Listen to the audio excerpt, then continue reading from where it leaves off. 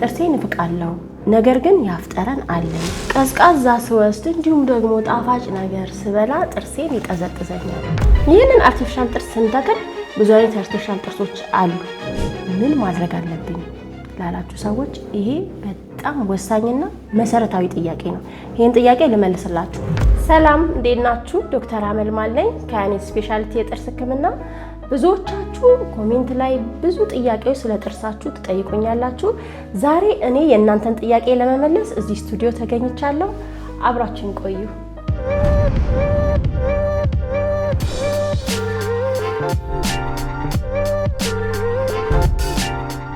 የመጀመሪያው ጥያቄ ጥርሴን እፍቃለሁ ነገር ግን ያፍጠረን አለኝ ይቆሽሻል ከስር ከውስጥ በኩል ደግሞ ሻህላ ይይዛል ምን ማድረግ አለብኝ ላላችሁ ሰዎች ይሄ በጣም ወሳኝና መሰረታዊ ጥያቄ ነው ሁሉም ሰው ጥርሱን ከበላ በኋላ ጠዋትና ማታ መፋቅ አለበት ይሄ ዋናው መሰረታዊ ነገር ነው እንዲሁም ደግሞ ከተመገበ በኋላ ፍሎሲንግ ዴንታል ፍሎሲንግ ይባላል በጥርስና በጥርስ መካከል ክር ያስገባ ጥርሱን ማጽዳት ይኖርበታል ማንኛውም ሰው እንደዚህ ካደረገ ምላሱንም ካጸዳ ያፍጠረን ላይኖረው ይችላል ሆኖም ግን በአብዛኛው ሰዎች ፕላክ ወይም ደግሞ ካርኩለስ የሚባል ወይም ደግሞ ሻህላ በአማርኛ የሚባል በጥርሳችን የውስጠኛው ክፍል ላይ ተጋግሮ የሚቀመጥ የጥርሳችንን አቃፊ የሆነውን ይሄንን ፔሪዶንሺየም ወይም ደግሞ ቱዝ ሰፖርቲንግ ማቴሪያልስ የምንላቸው አሉ ይሄ የምታዩት ድዳችን ለፊት የሚታየው ድድ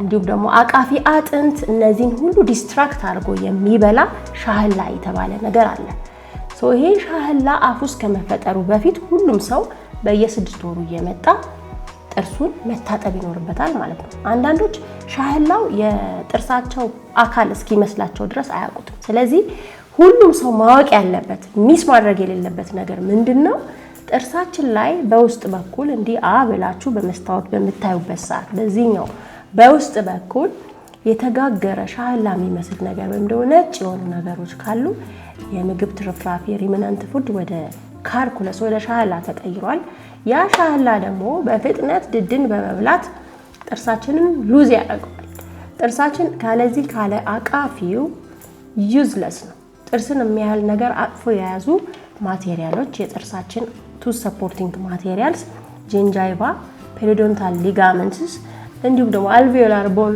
እነዚህ ነገሮችን ሁሉ ይበላል ይሄ ሻህላው ነው ማለት ሶ እነዚህ ነገሮች ድዴ ሸሸ ድዴ እንትን አለ የምትሉ ሰዎች በዚህ ምክንያት ነው ስለዚህ ሁሉም ሰው በየ6 ወሩ እየመጣ ጥርሱን መታጠብ አለበት ሌላው ደግሞ ከዚህ ጥያቄ ጋር የሚያያዝ ብዙዎቻችሁ ጥርስ መታጠብ መስታወት ይነካል ኢናሚሉን ዲስትራክት ያደርጋል ብላችሁ የምታስቡ ሰዎች ጥርስ መታጠብ በምንም ታምር መስታወትን አይነካም ይልቁንም ጥርሳችንን ግን ባለመታጠባችን ሻህላው ጥርሳችንን ሊያሳጣን ይችላል እንዲሁም የድድ በሽታ የተለያየ የድድ መድማት ኢንፌክሽን ፔሪዶንታል ዲዚዝ እያለ ጥርሳችንንም ደግሞ ድዱን ያሸሽና አቃፊው መበላት ሲጀምር ጥርሳችን በራሱ ይነቃነቅና ይወልቃል ማለት ነው ስለዚህ ሁሉም ሰው የመጀመሪያው የጥርስ ፕሪቨንሽን ጥርስ እንደምታውቁት ቫክሲን የለውም ክትባት የለውም ምንከላከለው በምንድነው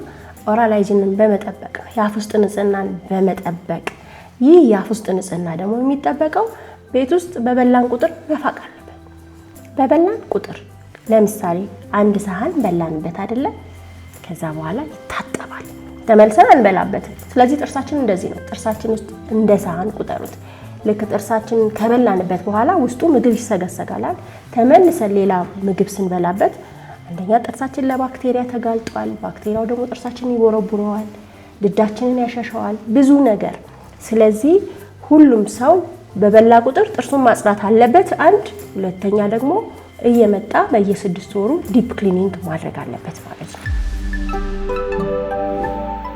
ሁለተኛው ጥያቄ ደግሞ ቀዝቃዛ ስወስድ እንዲሁም ደግሞ ጣፋጭ ነገር ስበላ ጥርሴን ይቀዘቅዘኛል ይዘገንነኛል ፍቅጥጥ ይለኛል የሚል ጥያቄ ነው ያለውና በጣም ኮመን የሆነ ጥያቄ ነው ባይ ዘ ዌይ ብዙዎች ላይ ደግሞ የሚገጥም የመጀመሪያው የጥርስ በሽታ አላርም ነው ይሄ ጋይስ ይሄ ነገር በደንብ ስሙ ጥርሳችን ጣፋጭ እንዲሁም ቀዝቃዛ ነገር ስንወስድ ሴንስ ማድረግ ጀመረ ማለት የጥርሳችን የላይኛው ፓርት ኤናሜል የሚባለው ጠንካራው ፓርት ተበስቷል፣ ታሟል፣ ክራክ አድርጓል፣ የሆነ አደጋ ገጥሞታል ማለት ነው።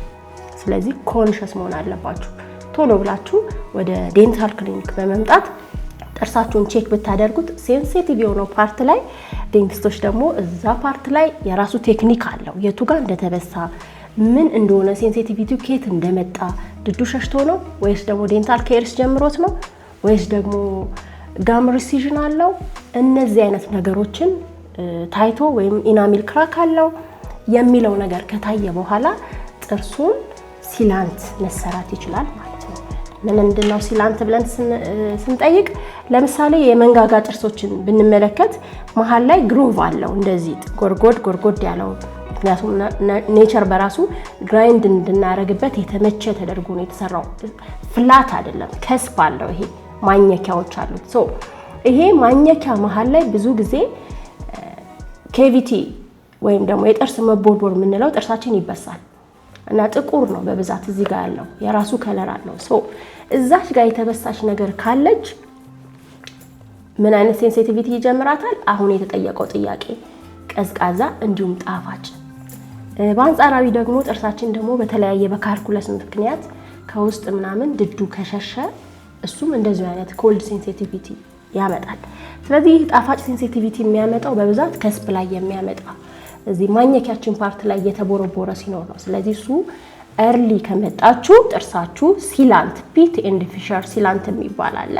እሱን ሲል በማድረግ ጥርሳችን ፋርዘር እንዳይቦረቦርና ሌላ ዳሜጅ ውስጥ ሳይገባ ጥርሳችን ከመነቀሉ በፊት ወደ ሌላ አላስፈላጊ ወጪም ህመምም ሳንዳረግ ሲላንት በማድረግ ጥርሳችን ፕሪቨንት እናደርገዋለን ማለት ነው።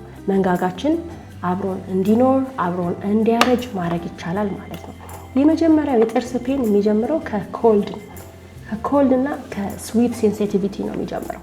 እሱን ስቴፕ ሲያልፍ ደግሞ ሆት ሴንሲቲቪቲ፣ ፔን፣ ናይት ፔን እያለ ይሄዳል። ስለዚህ የመጀመሪያው የጥርስ ፔን የሚጀምረው ከኮልድ ፔን ነው።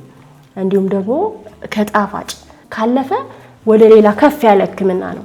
ስለዚህ ኤርሊ እንዲያነስ ስሜት የሚሰማችሁ ሰዎች መጣችሁ የድድ ህክምና እጥበት እንዲሁም ደግሞ ፒት ኤንድ ፊሸር ሲላንት በማድረግ ጥርሳችሁን ፕሪቨንት ማድረግ የፈለጋችሁትን ቀዝቃዛ ጣፋጭ መውሰድ ትችላላችሁ። ቀጣዩ ጥያቄ ደግሞ የስር ህክምና ማለት ምንድን ነው? ጥርስ ስር ይታከማል ወይ? ምን ማለት ነው ለምትሉ ሰዎች ይህንን ደግሞ ማብራሪያ ልስጣችሁ። እንግዲህ ቅድም እንደነገርኳችሁ በመጀመሪያ ደረጃ የሰው ልጅ ጥርሱን ካልታጠበው እንዲሁም ደግሞ ፒት ኤንድ ፊሸር ካላደረገ ትንሽ ቀዝቃዛና ጣፋጭ ህመም ሲሰማው ዝም ካለው ህመሙ ወይም ደግሞ የጥርስ መቦርቦር ዴንታል ኬሪሱ ዲፕ እየሆነ ይሄድና ሩቱ ጋር ይደርሳል ማለት ነው ኢንፌክሽኑ። ሩቱ ጋር ሲደርስ ያ ሰው ተኝቶ ናይት መተኛት አይችልም። ከእንቅልፍ የሚቀሰቅስ ፔን፣ በጣም ከባድ የሆነ ህመም፣ ሃፍ ሄዴክ የምንለው ራስ ምታት፣ ከባድ የሆነ በቃ ስራ መስራት የማያስችል ህመም ደረጃ ላይ ጥርሱ ሊደርስ ይችላል። የዛኔ የጥርሱ ነርቭ ወይም ደግሞ ሩቱ ታሟል ማለት ነው።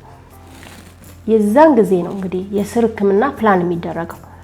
ይሄ የስር ህክምና ደግሞ ፕላን ስናደርግ በመጀመሪያ ኤክስሬይ ማየት ይኖርብናል። የስር ህክምና ወይም ደግሞ ሩት ካናል ትሪትመንት የምንለው ያው ጥርሳችን ስር አለው፣ ሩት አለው።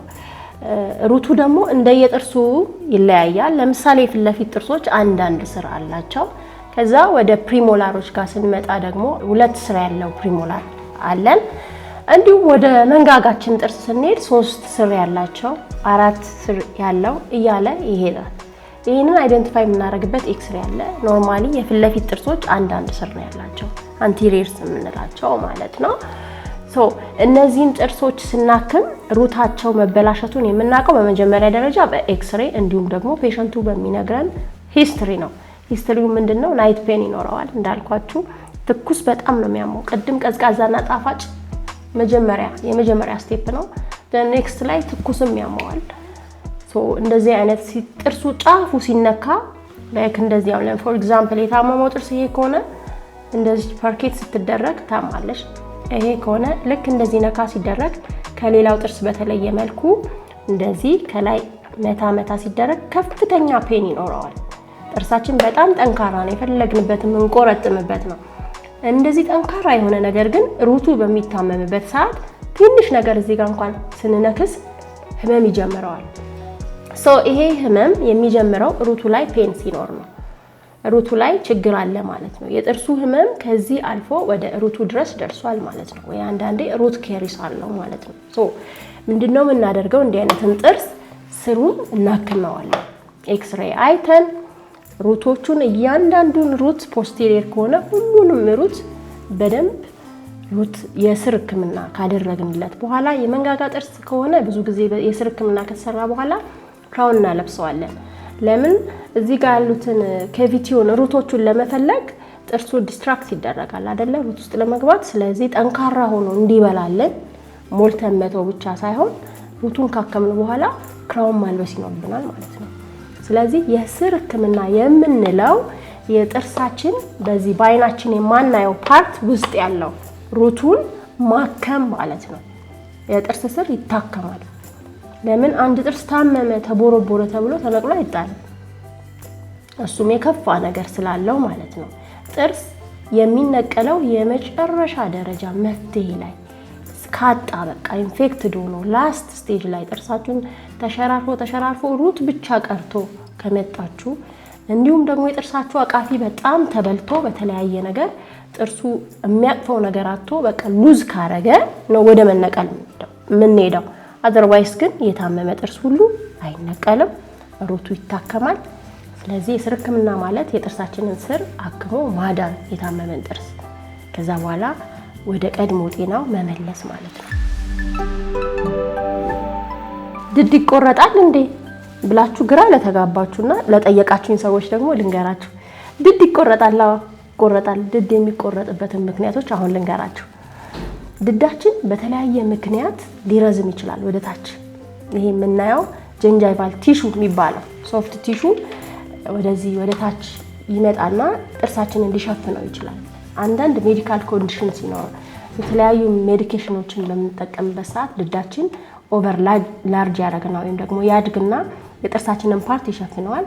በዚህ አይነት ኮንዲሽን ድዳችን ሊቆረጥ ይችላል። ሌላው ደግሞ ፔሪዶንታል ስታተስ፣ ለምሳሌ የድድ በሽታ ፔሪዶንታይተስ ይዞት አንዳንድ ሰው ድዱ ለብቻው ተንከርፍፎ ይነሳና ጥርሱን ይሸፍነዋል። ሲስቅም በጣም ያስጠላል። እንደዛ ከሆነ ሩት ፕላኒንግ አንስኬሊንግ ተሰርቶ ድዱ ትሪም ተደርጎ እንዲያምር ይደረጋል። የሚቆረጥበት ስታተስ ኤክሰስ የሆነ ድድ ሲኖር ይቆረጣል። ሌላው ደግሞ መሰረታዊ ብዙ ጊዜ የብሬስ ታካሚዎች ስትሆኑ ጥርሳችሁ ስፔሲንግ ኖሮት ብሎ ብሬስ ከታሰረ በኋላ ድዳችሁ ኖርማል ትሪትመንት ፓርት ነው። ድዳችሁ ይመጣና ጥርሱን ይሸፍነዋል። በፊት ያልነበረ ብሬስ ከታከማችሁ በኋላ የሚመጣ ማለት ነው። እሱም ደግሞ ድዱ እንዳስፈላጊነቱ ይቆረጣል። ሌላው ደግሞ ድድ የሚያስቆርጠው ኮንዲሽን ዋናው ብዙዎቻችሁ ስትስቁ ድዳችሁ ብቻ የሚታይበት ሲቹዌሽን አለ። ላይክ ገሚ ስማይል የምንለው ማለት ነው። ሲስቁ ጥርስ ይደበቃል፣ ድድ ብቻውን ይታያል። እሱ ደግሞ ውበት አይደለም። ስንስቅ አያምርም አይደለ? ስለዚህ ምንድነው የምናደርገው? ይለካል። የዚህ የክራውኑ ሌንግዝ አለ። እንደገና ድዳችሁ ምን ያህል እንደሚታይ ከተለካ በኋላ በስነ ስርዓት ይሄ ድዳችሁ ይቆረጥና ጥርሳችሁ ረዘም ብሎ እንዲታይ ይደረጋል ማለት ነው። ስለዚህ ድዳችን ባንድም በሌላ ተስተካክሎ የድዳችን ቅርጽ ለፈገግታችን ወሳኝ ነገር ስለሆነ ድዳችን ሊቆረጥ ይችላል። ሌላው ደግሞ የመጨረሻው ድድ የሚያስቆርጥ ነገር ልንገራችሁ። አርቲፊሻል ጥርስ ለመተከል ፈልገን ድዳችን ወጣ ገባ ያለ ይሄ ማርጅን የምንለው አለ። ባይ ዘ ዌይ ማርጅን በጣም ወሳኝ ነገር ነው። ይሄ እንደምታዩት ዘርፍ ነው የሚባለው በአማርኛ አይ ቲንክ። እንደዚህ ዘርፉን ጠብቆ ያልሆነ ከሆነ አንዱ ዝቅ ብሎ አንዱ ከፍ ካለ ስንስቅ አያምርም። አንዱ ድድ ወርድ ብሎ አንደኛው ደግሞ ከፍ ካለ አያምርም። ስለዚህ ይሄ ድድ ትሪም ይደረግና ሌብል እንዲሆን አርቲፊሻል ጥርስ ወይም ሆሊድ ስማይል ለምሳሌ ስንሰራ ድድን መጀመሪያ ትሪም እናደርጋለን። ለምን? የሚመጣው ስማይሊንግ ፐርፌክት እንዲሆን ማለት ነው። ስለዚህ ድድ ባንድም በሌላ ይቆረጣል። ከባድ ትሪትመንትም አይደለም። ስለዚህ ድዳችን አስፈላጊ ሆኖ ሲገኝ ሊቆረጥ ይችላል። ዶክተርዬ አርቲፊሻል ጥርስ ልሰራ ፈልጋለሁ፣ ነገር ግን አርቲፊሻል ጥርስ በመሰራቴ የሚያመጣብኝ የጎንዮሽ ጉዳት አለ ወይ? እንዲሁም ደግሞ ይበላልኛል ወይ የፈለኩትን ያኝክልኛል ወይ የአፍ ጠረን ያመጣ ይሆን? ወሳኝ ጥያቄ ነው። ምክንያቱም የብዙዎች ጥያቄና ስጋት ስለሆነ ይህን ጥያቄ ልመልስላችሁ። በመጀመሪያ ደረጃ አርቲፊሻል ጥርስ አስፈላጊነቱ ለምንድን ነው ብለን ስናስብ አርቲፊሻል ጥርስ በተፈጥሮ ወይም ደግሞ በአደጋ እንዲሁም ደግሞ በተለያዩ በጥርስ ህመሞች የጎደለብንን ጥርስ የምንተክልበት ሲስተም አርቲፊሻል ጥርስ ሪፕሌስ ማድረግ ይባላል። ይህንን አርቲፊሻል ጥርስ ስንተክል ብዙ አይነት አርቲፊሻል ጥርሶች አሉ። አንደኛ ኢምፕላንት በወጣበት ቦታ ያለ ደጋፊ ስንተክል ማለት ነው። ይሄም ደግሞ ምንድነው ጥርስ በወጣበት ቦታ በታይታንም ስክሩ ፊክስ ካደረግን በኋላ የጎደለውን ጥርስ ብቻ ፊክስ የምናደርግበት ቴክኒክ ነው። ይሄም ደግሞ በጣም ጠንካራ የሚበላ ውበት ያለው ምንም አይነት የአፍ ጠረን የማያመጣ። ሌላው ጥያቄዎች ውስጥ የአፍ ጠረን ለተባለው ጉዳይ የአፍ ጠረን የሚያመጣው ኦራል ሃይጂንን አለመጠበቅ። የሰው ልጅ አርቲፊሻል ጥርስ አይደለም የራሱንም ጥርስ በትክክል ካላጸዳው የአፍ ጠረን ሊመጣ ይችላል። ምክንያቱም አፋችን የምንበላበት የምንመገብበት ነው። ስለዚህ የምግብ ትርፍራፊ አርቲፊሻል ጥርስም ላይ የተፈጥሮ ጥርስም ላይ ከተቀመጠ የአፍ ጠረን ማምጣቱ አይቀርም። ስለዚህ የአፍ ጠረን ምንም አይነት አርቲፊሻል የአፍ ጠረን አያመጣም በንጽህና ከተያዘ ማለት ነው። ሁለተኛ ጥርስ ደግሞ የምንተክለው ብሪጅ ወይም ደግሞ ፊክስድ ብሪጅ የምንለው በደጋፊ የምንሰራው ጥርስ ነው። ይሄው ጎንና ጎን ላይ ጥርስ ይኖራል። ደጋፊ ጥርሶች ተሞርደው ቋሚ ጥርስ ፊክስ የምናደርግበት ቴክኒክ ነው። ይህ ቋሚ ጥርስ በዚርኮኒያ በሴራሚክ ሊተከል ይችላል። ይህ ቋሚ ብሪጅ ጥርስ የፊታችንን ቅርጽ ይጠብቃል፣ እንዲሁም ደግሞ ይበላል፣ እንስቅበታለን። ስለዚህ ጥርስ አለማስተከል እንደውም የጎንዮሽ ጉዳት አለ። አንደኛ የፊታችን ቅርጽ ይጣመማል፣ ሁለተኛ አለዕድሜ እናረጃለን፣ ፊታችን ይጎረጉዳል። ጥርሳችን በጎደለ ሰዓት የፊታችን ቅርጽ እየተጣመመ ይሄዳል ማለት ነው። ስለዚህ ማስተከሉን አድቫይዝ እናደርጋለን ሐኪሞች። ሌላው ደግሞ ገቢ ወጪ የሚባሉ ጥርሶች አሉ። እነዚህ ገቢ ወጪ ጥርስ ሪሙቫብል ዴንቸር የምንለው እንደ ታካሚ ሁኔታ በእድሜም በተለያየ ሁኔታ ቦን ሉዝ ካረገ ኢዴንችለስ ከሆነ ኢዴንችለስ ሚንስ ምንም አይነት ጥርስ አፍ ውስጥ ከሌለ ሌላ ሜዲካል ኮንዲሽን ላይክ ዳያቤቲክስ የመሳሰሉት ነገሮች ካሉበት ወጪ ገቢ ጥርስ ፕላን እናደርጋለን። ይህ ወጪ ገቢ ጥርስ ደግሞ በጣም ጠቃሚ ነው። የፊትን ቅርጽ ይጠብቃል፣ እንዲሁም መብላት ይችላል፣ በደንብ ያኝካል። ስለዚህ አርቲፊሻል ጥርስ ማስተከል ምንም አይነት የጎንዮሽ ጉዳት የለውም፣ እንዲሁም ደግሞ የፈለጉትን እንዲበሉበት ያደርጋል። ሌላው ደግሞ የፊታችንን ቅርጽ ውበት ጠብቆ ያስቀምጥልናል ማለት ነው። ስለዚህ አርቲፊሻል ጥርስ አለማስተከል የጎደለን ጥርስ አለማስተከል የጎንዮሽ ጉዳት አለው ማለት ነው። መትከል ግን በጣም ጠቃሚ ነው ማለት ነው። የጠየቃችሁኝን ጥያቄ እንዲህ ባለ መልኩ መልሻለሁ ብዬ አስባለሁኝ። ሌላ ደግሞ ጥያቄ ካላችሁ በኮሜንት ሴክሽን ላይ ጠይቁኝ። እናንተን ጥያቄ እመልሳለሁ። አመሰግናለሁ።